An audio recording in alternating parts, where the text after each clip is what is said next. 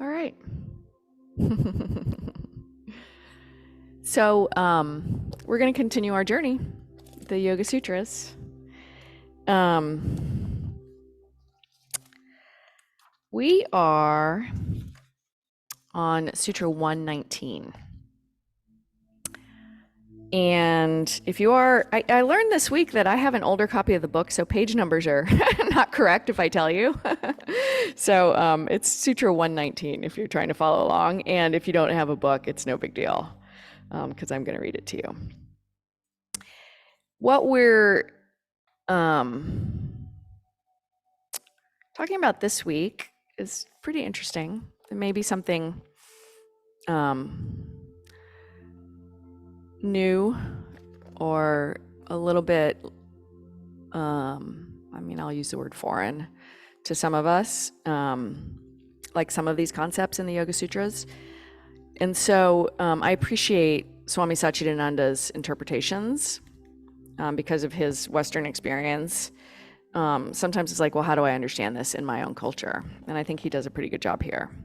So this sutra says in English, those who merely leave their physical bodies and attain the state of celestial deities, or those who get merged in nature, have rebirth.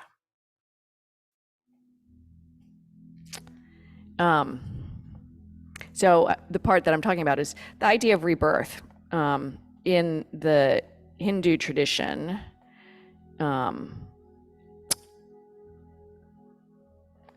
the rebirth of the soul into other bodies is understood, sort of like that's how it works.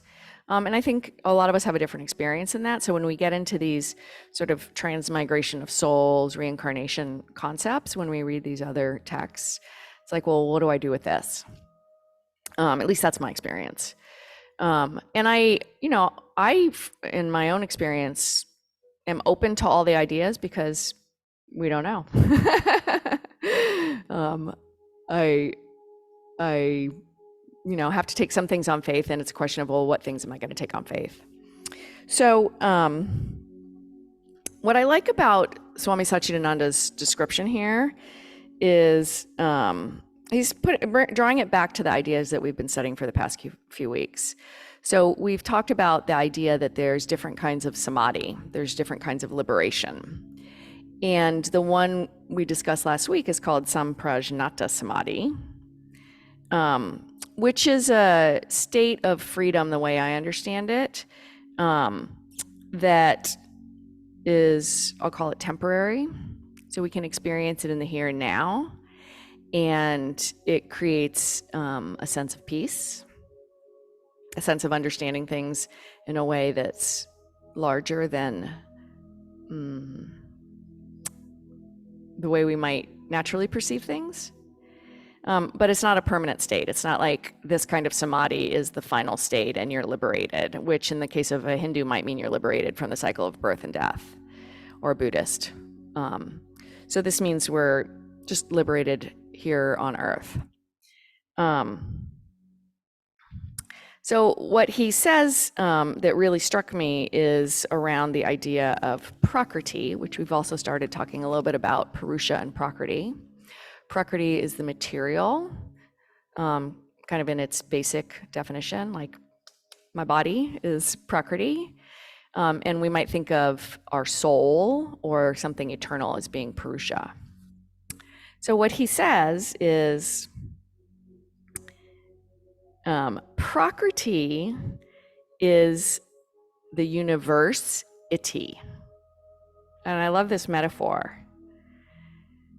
It says, in this body, we go to a certain point and get into a higher abode and control nature, but still the seeds of desire and attachment are there. So we might start to gain a greater understanding of the nature of reality, but all of our memories of attachment and desire and our old habits they're in our memory. And so even though we might sometimes see the nature of reality, we also get in fights with our friends and partners, and we get mad when somebody is driving in a way that we don't like just all the things that happen to us. So he says, you are not completely liberated, so you come back again to fulfill the other practices and get the degree at the university. That's why even the gods have become human beings. So in Hindu tradition, the gods, the deities, take human form so that they can interact with humans. That's the belief system. And he tells us why. He says it is only on the human level that there is the possibility of getting liberation. The gods are just human beings who have evolved a little further and learned to control nature. By that control, have earned the enjoyment of certain pleasures in the heavens. But after that, they come back. This coming and going will always be there until they burn all the seeds of desire and become completely liberated by knowing themselves. What this brings up for me is that the way I've learned to understand the nature of myself and the nature of how we are and the material things out here is through experience, right? So we go through a hard time and we earn some compassion, right? So we suffer through our experiences in the material world and we start to understand the nature of suffering. Or we feel great joy in this material world and we start to understand what is the nature of joy, which, hopefully we start to understand that it doesn't come from material goods, that it comes from love and other parts of our experience as humans. But the experience of being in the world is actually the teacher of what we need to understand to really understand the nature of things. Or not things, of Purusha, that's what he's saying. To understand Purusha, we have to live in Prakriti, because Prakriti is where we get all the lessons.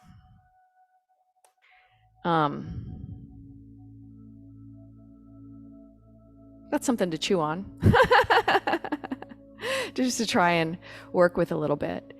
I also think it invites us to welcome the challenges that come as an opportunity to develop our higher qualities, like compassion, which in terms of meditation is sometimes an invitation to go into the things that are hard instead of using meditation as a tool for separating ourselves from difficulty. In my experience of this, that practice of meditation, of being with difficulty, should be done judiciously. So it's not an everyday experience. It's not, okay, I got a big day today, I've got to go XYZ or take care of all these people. I'm going to sit down and do a deep, for example, Tonglen meditation where you meditate on suffering. So I say that as just an invitation as you practice today, that if there's something that you do want to work with, that you've maybe been saying, oh, this is hard, and you feel like you're on good ground today, maybe your meditation today, you just let yourself go into some of the challenging places in your heart or your mind. And if today's not a good day for that, you can meditate tomorrow. Like, it's not like we have a limited time for this, unless we know something different about our lives. Like, maybe today's not the day. So using good discernment in terms of how you practice, I think, is wise also. So I'm going to invite us into a meditation. Before we begin, does anybody have a question or a comment? The practice I'll teach us today is grounding into our breath, and then opening into just an awareness of what's in our heart and our spirit. And clearly, from there, you can do what seems right to you. So listen to your intuition around how you practice today. And you can always come back to your breath. Okay, go ahead and create your posture.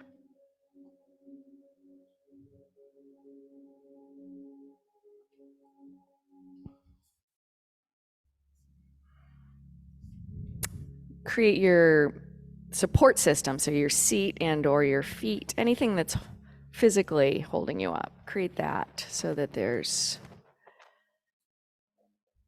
that feeling of support. And then close your eyes if you haven't already, or take them towards something still.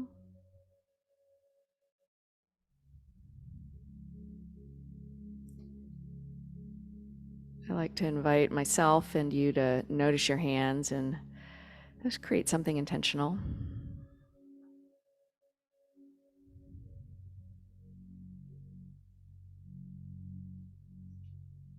And to do the same with your posture if you feel yourself not quite upright or alert, to create that here.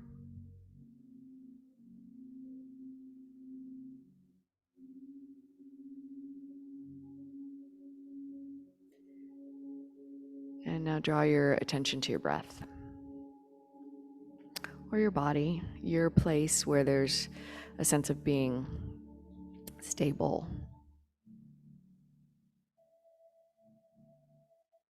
a place of prakriti. So your breath is physical in your body,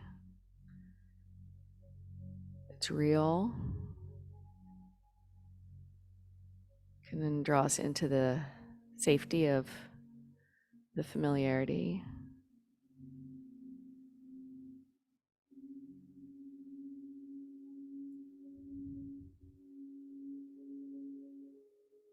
Hopefully it's neutral, so without a sense of good or bad, it's just the breath.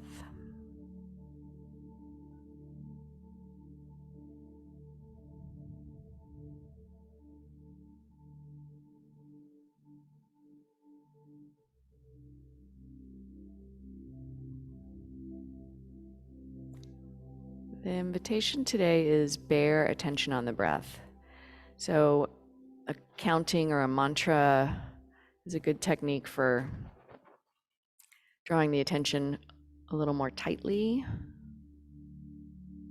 Hold the breath loosely, allowing some space for your mind to untether if you need to.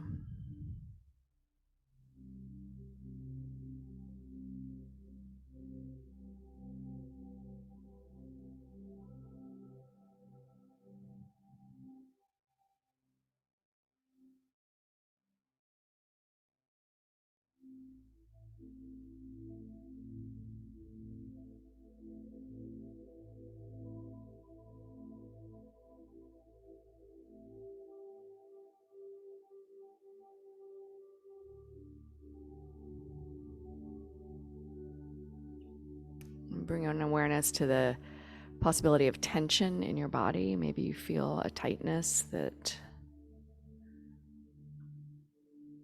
just gives you some information about how you are physically.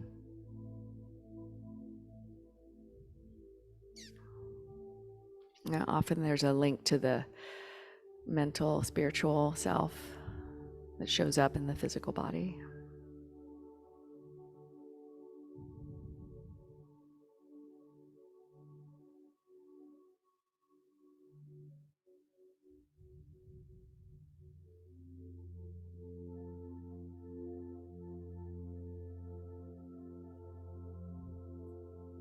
Not pushing away, but being curious.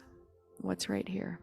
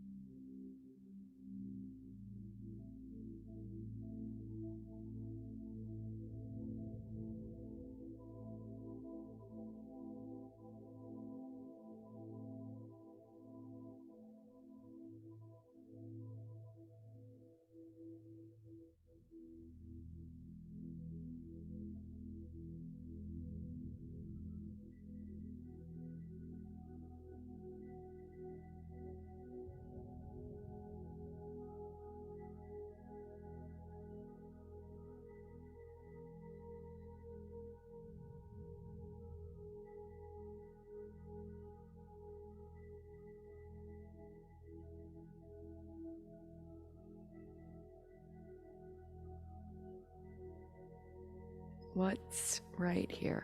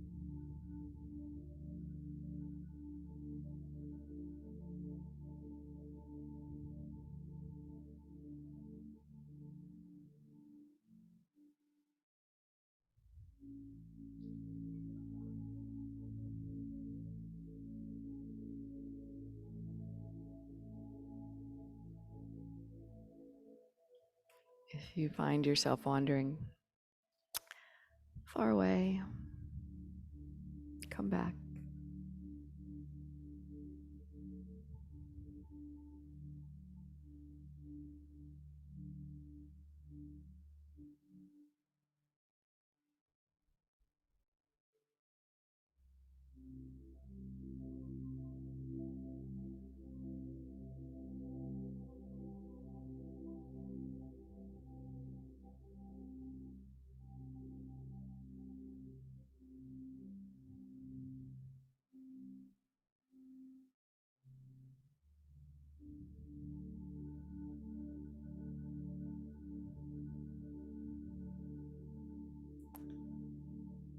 Notice how your thoughts manifest in your body now, and whether it's a softening or a tightening.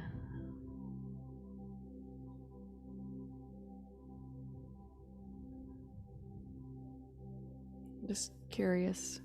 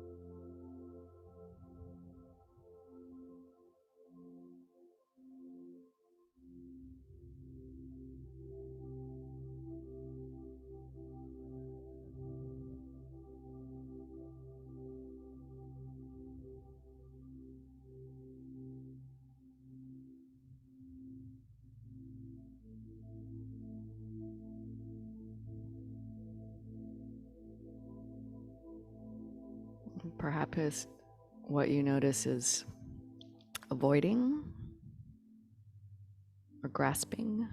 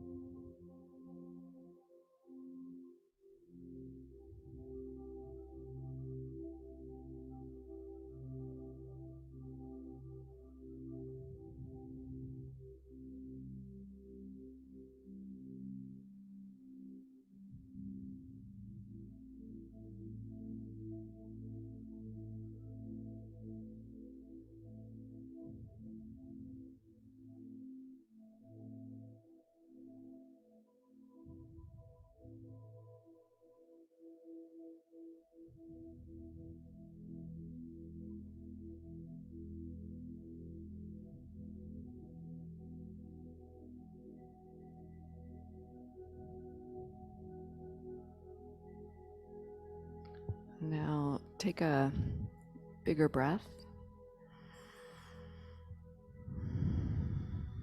Do that one more time. Nice big breath, landing back in your body.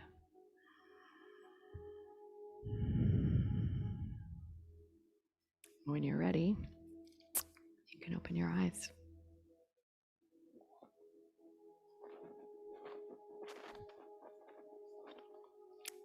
Thoughts, questions, insights?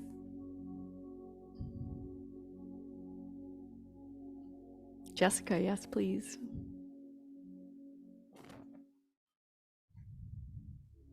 So that was pretty interesting because I've during that meditation, I've come to realize that I don't have too much of a problem detaching myself from past things, past traumas, regardless of who it is.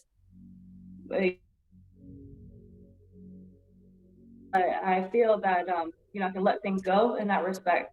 But I've realized that I have a hard time with here and now things, like something that's coming up, like here and now. It's a couple of things, like when you read the news.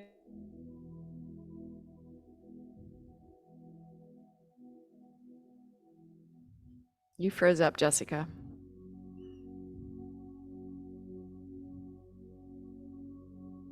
But I think I know what you mean. So Yes. all we heard was when you read the news. Oh, yes.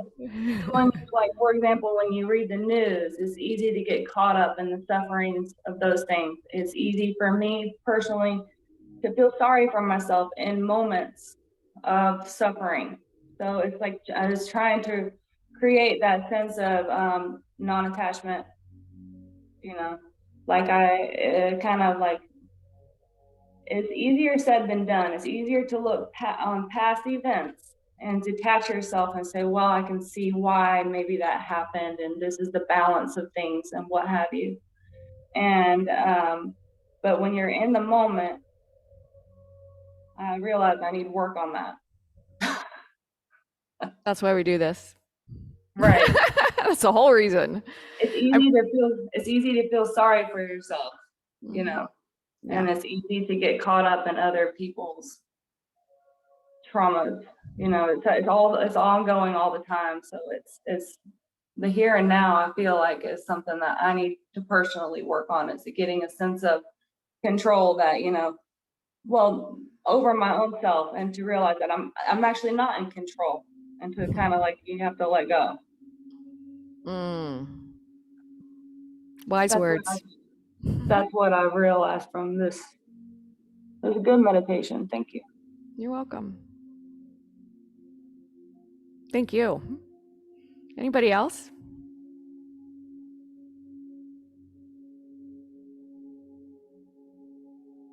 Well, I agree with Jessica. It's the you can sort of look back at the past and you can let it go and you can move on, but it's the here and now and the anxiety about what's getting ready to happen that it's hard to, you want to react ahead of time rather than observing and then pausing before you make a reaction.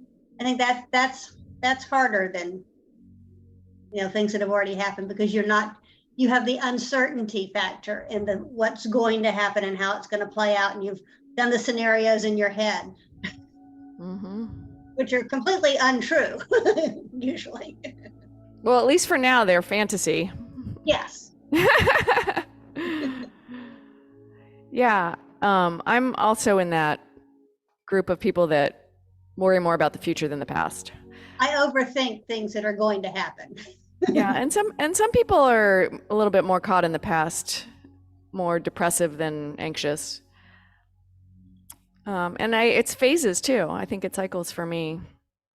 And for me, this practice is about learning to just be a little quicker on my ability to be aware. Right? I don't have instant awareness, but I'm getting better at noticing, you know, if I'm missing compassion or if I'm adding being a jerk.